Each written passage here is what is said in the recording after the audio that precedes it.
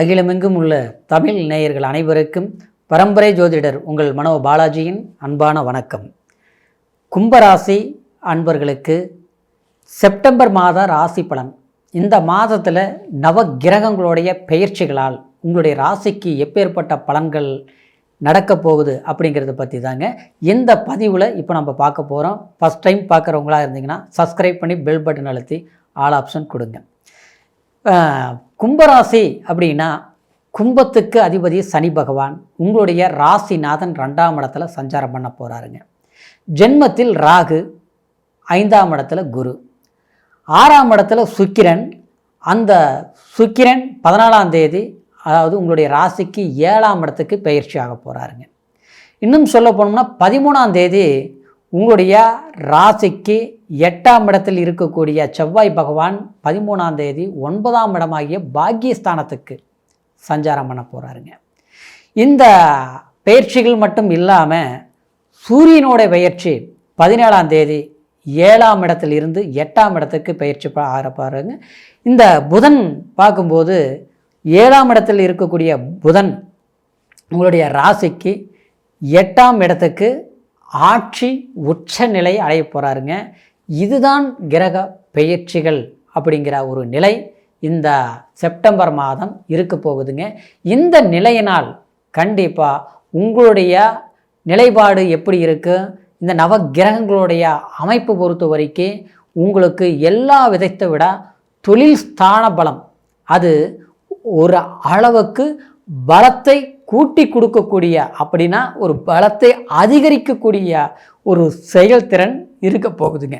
காரணம் என்னென்னா உங்களுக்கு செவ்வாய் அதாவது பாக்கியஸ்தானத்துக்கு சஞ்சாரம் பண்ணுறது ஒரு நல்ல ஸ்தான பலம். காரணம் என்னென்னா 10ஆம் அதிபதியாக வரக்கூடிய செவ்வாய் உங்களுடைய ராசிக்கு 8ஆம் இடத்தில் மறைந்திருந்தது. இந்த 13ஆம் தேதி வரைக்குமே செப்டம்பர் மாதம் கண்டிப்பாக சரியில்லை. அது மட்டும் இல்லாமல் 2ஆம் இடத்தில் இருக்கக்கூடிய தனஸ்தானத்தில் இருக்கக்கூடிய சனி 7ஆம் பார்வையாக 8ஆம் இடத்தை பார்த்துட்டு இருந்தது. அதாவது தொழில் ஸ்தானாதிபதியை. அப்போது தொழில் வலுவிழந்திருந்திருக்கும். தொழிலில் பெரும் நஷ்டங்களை சந்திச்சிருப்பீங்க. வேலை ஒன்று இழந்திருப்பீங்க, இல்லையா வேலைனால் தேடிட்டுருப்பீங்க, இல்லை வேலை கிடைச்ச வேலை பறிபோகக்கூடிய ஒரு சூழ்நிலைகள் உண்டாக இருக்கும். பற்றாத குறைக்கு 7.5 சனி அப்படிங்கிற குடும்ப சனி உங்களுக்கு நடந்துட்டு இருக்குது, 2ஆம் இடத்து சனி. அப்போ இந்த சனி உங்களுக்கு அதாவது 10ஆம் அதிபதி கோட்சார ரீதியில் பலவீனம். இன்னொன்று பார்த்தோம்னா உங்களுடைய ராசிக்கு 7ஆம் அதிபதி 7ஆம் இடத்துல பலம் பெற்று இருந்தாலும் கேதோட சேர்க்கை. அப்போது குடும்ப வாழ்க்கையிலேயே கூட சிறு சிறு சங்கடங்களை உருவாக்கக்கூடிய ஒரு சந்தர்ப்பங்கள். அது இல்லாமல் கணக்காக பார்த்துக்கோம்னா ஃப்ரெண்ட்ஷிப் பழக்க வழக்கங்கள், உறவுமுறை, சொந்த பந்தங்கள், அங்கேயும் தேவையில்லாத மனக்கசப்புகள் இதெல்லாம் கொடுத்தது பார்த்தீங்களா.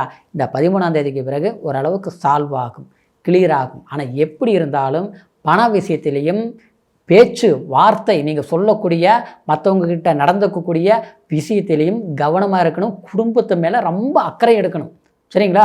பணம் தான் பிரச்சனை, இது இல்லாதனால தான் எனக்கு எல்லாமே பிரச்சனைங்கிற பயிற்சியெல்லாம் பேசவே கூடாது. கஷ்டமாக இருந்தாலும் குடும்பத்தில் கொஞ்சம் மனசு விட்டு பேசணும், பெற்றவங்க கிட்ட மனசு விட்டு பேசணும். யாராவது நம்ம கடுமையாக கஷ்டப்படுத்தினாலும் நம்மளுடைய குறைய சொன்னாலும் அது பெருசாக எடுத்துக்க வேண்டாங்க. ஏன்னா கும்பராசிக்கு கண்டிப்பாக இதுதான் நல்லது. ஏன்னா ஜென்மத்தில் ராகு மனசு பலவீனமாகும், ஒரு இடத்துல இருக்க முடியாது, அலைச்சலாக தான் இருக்கும். இந்த கோபத்தை வீட்டில் காட்டோம்னா வீட்டில் உங்களை புரிஞ்சிக்க மாட்டாங்க. அது தேவையில்லாத ஒரு பிரச்சனைகளாக இதாகும், சின்னது கடைசி பெருசாகும். அந்த சங்கடம் இன்னும் 4 பேர் கூட்டிகிட்டு நம்ம இப்படி என்னங்க நடக்குது அப்படின்னு நம்மளுடைய பிரச்சனை நாமளே வெளிச்சம் போட்டு காட்டுற மாதிரி ஆகி போயிடும். சரிங்களா. உங்களை சரியாக யாரும் புரிஞ்சுக்க மாட்டாங்கன்னு சொல்ல வரேன். சரிங்களா. அதனால் அது மனைவியாக இருந்தாலும் கணவர்கிட்ட பொறுமையாக பேசுகிறது, கணவராக இருந்தாலும் மனைவி கிட்ட விட்டு கொடுத்து போகிறதும் இதுதான் சரி வரும். அது இல்லாமல் அசால்ட்டாக இருந்தோம்னா தேவையில்லாத பிரச்சனைகள் குடும்பத்தை பிரிவினையாக்கிறோம் அல்லது குடும்பத்தை விட்டு நம்ம விளையக்கூடிய ஒரு சந்தர்ப்பங்கள் உண்டாயிரும். அதில் தெளிவாருங்க. எல்லாத்த விட அன்பான வார்த்தைகள் சொல்லி உங்களை ஏமாற்றப்படுவாங்க. கவனமாக இருக்கணும். சரிங்களா. அன்பான வார்த்தைகள்ங்கிறது பாசத்தை கொடுக்குற மாதிரியே கொடுத்து வேஷங்கிறது உங்களுக்கு கடைசியில் தான் தெரியும். ஆனால் அதுக்குள்ளே நீங்கள் பல விஷயங்கள் நீங்கள் இழந்திருப்பீங்க. பணமோ இல்லை இவங்களை நம்பி இவங்களை நம்பி எல்லாமே இவங்க நம்மளை பார்ப்பாங்க அப்படின்னு நினச்சி அந்த இடத்துல மோசங்கள் ஆகிறது. ஆசை வார்த்தைகளால் கண்டிப்பாக அதாவது மோசடிகளை சந்திக்கக்கூடிய சூழ்நிலைகள் உண்டாகும். அது மட்டும் இல்லை, பண விஷயத்துலேயே அதாவது ஏமாற்றங்களை சந்திக்கக்கூடிய சூழ்நிலைகள் உண்டாகும். அப்படிங்கிறதுனால நீங்கள் யாருக்கிட்ட பழகினாலும் எப்படி இருந்தாலும் கொஞ்சம் கவனமாக இருந்து புரிதலோடு இருந்து யாருக்கிட்ட எப்படி இருக்கணுங்கிறத யோசித்து பழகிக்கணும். புரியுங்களா? இன்னொன்று சொல்ல போனோம்னா, வேலை விஷயத்தில் வேலைக்கு போகிறோம், எல்லோரும் நல்லவங்க மாதிரி நம்புகிறோம். வெளிப்படை வேண்டாம். வெளிப்படைனா அவங்க உங்ககிட்ட ஒன்று சொல்லுவாங்க, சொல்கிறாங்கன்னா காது கொடுத்து கேட்டணும். ஓகே, அதுக்கு பதில் அப்படியா, இப்படி பண்ணுங்க அப்படி பண்ணுங்க, அவங்க சரியில்லை இவங்க சரி, அவங்க சொல்கிறாங்கட்ட அவங்களுக்கு கிட்ட இன்னொரு வார்த்தை நீங்கள் சொன்னீங்கன்னா கடைசியில் உங்களுக்கு கெட்ட பேர் உண்டாக்கும். மற்றவங்களால் கெட்ட பேர்கள் உண்டாக்கும். யாரை நம்புறீங்களோ அவங்களாலேயே உங்களுக்கு பிரச்சனைகள் வரும். அதில் ரொம்ப ரொம்ப கவனமாக இருக்கணும். ஆனால் எல்லாத்தோட குரு நல்ல பலத்தில் இருக்கிறாருங்க. அப்போது அந்த குரு உங்களோட ராசி பார்க்குறதுனால நெருக்கடிகள் வந்தாலும், ராகு உங்களுடைய நரம்பு சம்மந்தப்பட்ட பிரச்சனை இருக்குது, இப்போ கூட இருக்கும். பேக் பெயின் இருக்கும், கை கால் வலிகள் இருக்கும், எலும்பு சம்மந்தப்பட்ட பிரச்சனைகள் இருக்கும்.